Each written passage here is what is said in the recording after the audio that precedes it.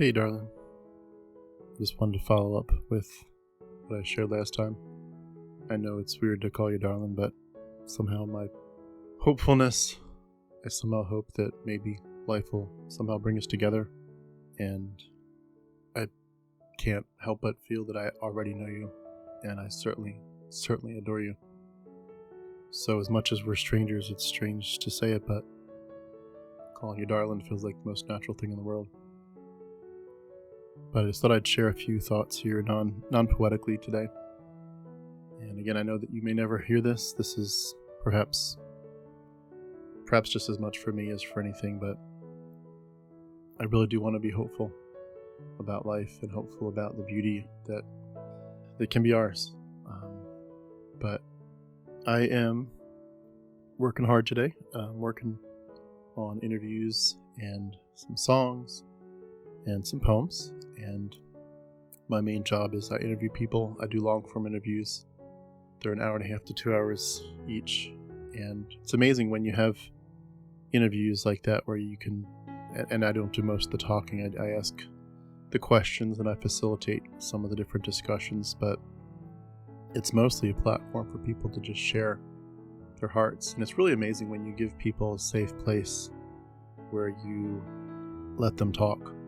And there's no sense of I'm waiting to interrupt you, or I'm waiting with a question, or I'm waiting to even contradict you.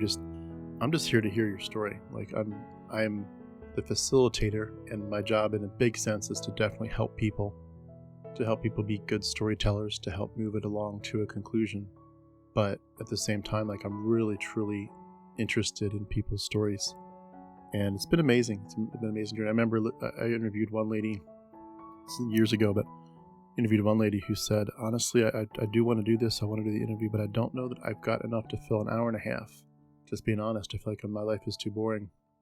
And we talked the interview went on for 2.5 hours. And when we stopped recording, she said, we have just scratched the surface. I have so much more we could talk about. And it's an amazing process. When people feel safe, they really do open up. But I do write songs, write a lot of poetry, do a lot of monologues. And again, my main job is doing the interviews. I'm trying to shift it to where it's sort of a third monologues, a third interviews, that's been like the bread and butter. Third interviews, a third monologues, and a third much more like documentary style stuff where I'm bringing some critical information to the table about the different topics that are on my channels. But I love that. I love that dynamic. I love being able to help people and just be a conduit of, what I would consider blessing people, helping to leave this planet better than we found it, and just to be the kind of person that people feel real safe with, and therefore they share their stories. And it's been an honor, a true honor and a privilege to be able to host people and to let them share their stories. And most people, I find that after 10 minutes, like when you really give them that warmth and the depth of the floor is yours and we're here to listen to your story. And this is a very safe place. It's amazing how people open up. It's truly amazing. I love being a part of it. But my poetry is definitely a big part of what I do. I've got quite a few other channels and venues where I do poetry, and a lot of songs. I love writing songs. It's been quite a journey to really take what I do sort of more intellectually and add to it and admit to myself, like, this stuff really is much more than just intellectual. This isn't just academics. Like, there's a depth and an angst and just a beauty, as well as a pain. And some of the topics that I interview people about, like some of these discussions almost need to end up as poetry in some way, just as the catharsis and the some way to basically let your deepest screams or pain or desires and dreams out. And it's been just a wonderful part of my life. So I was out even today in nature, just walking around with my camera and doing a monologue for about 30 minutes or so about some very big picture stuff, about some of the chaos in the world right now, just staying very focused on the big things, on the things that are most important in life right now. and trying to keep ourselves sane, as well as to find places of rest and recuperation to sort of offset the craziness of this world right now. But I love nature. Love being out in nature. I can't get enough of it. I'm just north of Atlanta. There's a lake here that I go to a lot called Lake Lanier, and it's a beautiful, beautiful place. Love being, soaking it up. I sometimes go early in the morning, like when no one else will be there, and just sort of watch the sunrise. And it's, it's its own poetry, of course, to see that, but it's also just a beautiful thing to soak it up and to let the words just fly.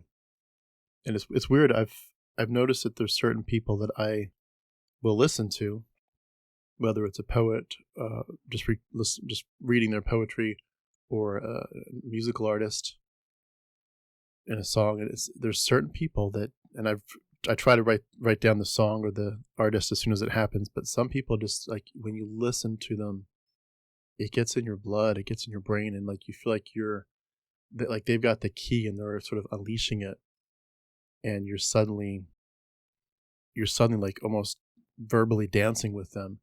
And as soon as their poem and their song ends, like you kind of pick it up with the next verse. It's your verse, it's your head, perhaps the same beat. But I love that. I love being inspired by other people, and I love being able to get my mind set. And it's almost like you have to get to a point of stream of consciousness, and that's been truly transformative in my life. I did not really grow up with that as a big deal. Poetry, in terms of like reading, Wordsworth and Emerson and all that. That was what the world of poetry was like for me, is to read the old classics. But to be able to feel it, and to be able to get to a point where you sort of get into a mental state, not a mental state through some kind of substance, or a fast that's lasted for 3 days, but just like you work yourself up in a beautiful, peaceful, calm sense, to a point where some of the verbal barriers come down and you just start talking. I've even found that when I just take a walk by myself, and I have the recorder on the phone going, and I just talk to it as if I'm talking to a friend, and all of a sudden it's all kinds of stuff comes out of the pain and the beauty and the angst and the longing and the intentions and the hopes. It all comes out, and I love it. It's sort of turning me into a bit of a stream of consciousness machine these days. But there's a lot to catch up on. I've got a lot to catch up on, I guess you'd say, from not having had that mentality for so long. And yeah, so that's a little bit of a start, I guess, to sharing a few things about me. I'm going to share a little bit, because I don't know if you'll ever even hear this, and I don't want to waste your time. If when you do ever hear this, you're already taken, for all I know. I hope not, but it helps me to talk it out a little bit. I hope that's okay. I'll be not just putting everything out there, because for all I know, I'll be the only one that ever sees this channel. But I see your poetry, I see your songs, I see your videos and the pictures you post, and I feel like I'm watching my best friend from a distance. I feel like I'm watching the person that is almost, in a weird sense, already in my life, even though you're already, but not yet. And it's a beautiful feeling, but it's painful, because I know that it might just be always, not yet or never. And there's so many ways in which, when you get to a certain point in life, that you truly feel like you're outside the system. You're almost like you're a people watcher. You're watching everyone else live, and you feel like you're a part of it, but you just like step out of the system a little bit, and you're looking at it from a 1,000-foot view and watching other people, and you feel like you're both a bit of someone that could help other people, because you've been through it enough to be a guide of sorts to people going through pain, but also and of hope. But you just feel kind of like, timeless, like an old soul, like you're just not part of the system anymore, and almost as if you've lived a couple different lives, even though you haven't. But it just feels like life has had several different main portions to it, and you wish you could go back and relive so many of them, but you end up changing so much from season to season that you feel like a different person, and as if you're living different lives and truly are an old soul as if you've had multiple lives already, even within the same one. But I feel like I look at your poetry, I look at your face, I look at your eyes, and I just feel like you're someone that I've danced with for years. And I don't know, I just want to meet you again for the first time. I want to dance with you again for the first time. I want to hold you so bad. And I want to see if there's some way that you could love me. And again, I know at this point it's like, well, you may not even ever know who I am, but I'm here. I'm here, and I'm going to keep making these little videos, and we'll see if they ever see them. I don't know. But I'm here, and I'm waiting, and I'm hoping. I have a tough time falling in love quickly because I don't get impressed that much, to be honest. Most people do not impress me, so when someone impresses me and just knocks my socks off, and it's like, wow, like this, it might take years for me to say the words, that person's really, really impressive. And I can't find the words to express how overwhelmed I am. It's just such a rare thing. And I'm glad. I wouldn't want to fall in love quickly. I would rather be alone until someone amazing crosses paths with me. But of course, that the ache is there because you think, if I'm willing to wait so long for an amazing person and I finally find them, and then they say thank you but no thank you, then you've waited so long and gotten your hopes up finally there, and then you cross paths in real life for a moment and they say no, and now you're left waiting yet again, and knowing that maybe the person that just crossed paths with you and said no has ruined you for the others, that there's no way you'll be impressed again because you've set the bar so high. You really have. But every time I see your poems, every time I see your face, I feel like I fall in love with you more and more and more and more and more. And I wish so much that I was in your life.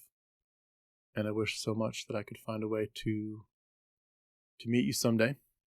And just to have some kind of hope that maybe this could work out. But I do have a very strong motivation, self-motivation, calling, if you will. I am aiming very much to change this world in some very beautiful and profound ways. And I do that every day, and I'm proud of it. I don't say that arrogantly, just saying it's, the way that the doors have opened and closed.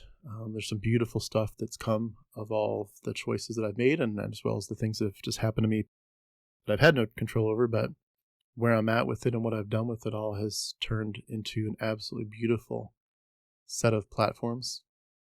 And I love it. I get emails from people every day, some of them in tears, where they're just so appreciative of the way that I'm helping to help them find words. And that's something that I feel like you do, is you help people find words. Because sometimes people want to find the words that they can't. They look at a poet like you and they say, that's amazing. That is stellar. I can't believe what she can do with her words. But the minute that you speak and they relate, it isn't just that they're admiring you. They're saying, you put the words in my mouth, and now you've equipped me to at least have the first few words, and now hopefully I can find some more myself. And that's a beautiful thing. It's so humbling to be part of that process. I mean, it's a privilege beyond privileges to be in that. And I get emails every day from people saying, you have changed my life. And I love it. I can't stop. I want to do everything. I'm definitely like what they used to call a Renaissance person, I want to be. I'm taking music lessons. I'm doing all kinds of things for art, and I can't stop. I love life. I soak it up so much. I just want to write poems all day and do art, create music, and interview people and publish their interviews. But it's the catharsis is there. I remember this one guy I interviewed. It was so intense. He was sharing his story, and usually my interviews go for about 2 hours, but his went on they're not live, but it's recorded. And his went on for like 4.5 hours. I'd never done anything like it. 4.5 hours. And for about 45 of those minutes, he literally just sobbed and sobbed and sobbed and sobbed. He's pouring out some of the most painful parts of his life. And he later said, he's like, I'm sorry, but that was too intense. Please don't publish it. I was like, oh, it's your story. I won't publish anything you don't want published. Just, please let me know if it ever changes, because I think it could help people. But even though it was stayed private, it was such a beautiful thing. Such a beautiful thing to see people pouring their hearts out and healing on such profound levels. And I just feel like I don't deserve to be part of that process, but I want to be. And I do come to the table with a strong desire to be a safe place for these people. And I love it. I love it. It's changing lives. And we sometimes facilitate online poetry slams, which is really cool. We have people sometimes, those are live streams, of course, but people sometimes come on with a guitar and play a quick song. Other people just come on and do some poetry, but that's been beautiful too. I haven't done that in a bit, and I want to get back to that soon, but that's a beautiful part of it as well. But I feel like there's just so many books and so little time. I want to read every book. It's funny, I think often about the idea of like, what would you do if you had multiple lifetimes to do stuff? And I feel like I already live in that headspace. Like, I could easily, if someone said, could you take a whole lifetime to just read in a library? Like, are you kidding me? In a heartbeat, I could just read books all day. But I feel like I'd want a lifetime to read books, and then I'd want another lifetime. And I don't mean it literally like this. I'd want to probably, have variety in each life. But like, if you were to divide it up, have a whole life where you just study art and how, not just studying other people's, but how to do it, how to be a master painter and master sculptor. And I grew up in a wood shop. My dad was a wood shop teacher, and I eventually did was a cabinet maker for several years and did fine furniture and fine woodworking. But like, to really take that to the next level and master it, and just take some of the classes of the advanced Japanese woodworking and just all kinds of parts of that I never got to really master, and take a lifetime just to be a master woodworker, and then take a lifetime just to be a pianist and play the violin, and another lifetime just to dance. I've done some ballroom dancing and some swing dancing kind of stuff, but just to really become a master at that, and then take another lifetime or two just to travel the world, and another lifetime or two to garden and have goats and chickens. There's never enough time, but all I can do is dream and dream and dream, and to me, it's beautiful. It's a beautiful place to be. And I'd love to dream together with you if I could. I'd love to dream by your side together. And I know you've been through a lot. Like a lot. And it brings tears to my eyes to think about some of the things you've been through. And I'd love to hold you and tell you it's going to be okay. And that I care. And that I'm here. And that I see you. And that I want to hold you through it and tell you it's okay to cry, and that the sun will shine again, and that there will be another day, and that there will be dancing, and that you're not alone as you go through all that. And I want to tell you that you are the most beautiful person I've ever met, inside and out, and you have such a beautiful heart. And even if we never meet and you're hear this someday and you're already taken, I hope you know through and through, and like, believe it, you have an absolutely beautiful heart. You really do. You're an old soul. Please never change. Whitney, thank you for being who you are. We need people like you. We need people like you to give us the words. We need people like you to tell us it's okay to cry. It's okay to be honest with the pain, but also to give us hope, and also to find ways to do the postmortems and to do the reflection and say, what wisdom can I take from this? What insights? And regardless of all that, put it all together and say, how do I explain my story in the most poetic way possible? I'm so glad for who you are. I'm so glad you're alive. I'm so glad you're doing what you're doing. And I think you're awesome. I think you're truly awesome. And it would almost hurt to know you're out there and just to be a friend. Although I would still love that, but I want so much more. And knowing it probably won't happen, and I'm probably never even going to be on your radar is a painful reality to have. I have reached out a few times and I haven't gotten an email back, so I'm assuming you just get 300 emails a day or something, and I just get lost in the spam folder or something, and that's fine. I know how it works. I know it's not always an option to get through to people who are very public, and I don't, no fault of anybody's, just I can't find a way to reach out, and so I'm just kind of here sitting in the shadows. But I've got a lot of great work to do, and I'm proud of what I do, and I'm proud of my life either way. But I would love a partner to love through it, and I'd love a best friend. I'd love a best friend like you. I'd love a lover like you. I would love someone to be with for the rest of my life. And just being honest. Thanks for listening. I will do one of these again maybe in a couple more weeks, but I just wanted to follow up on the first one.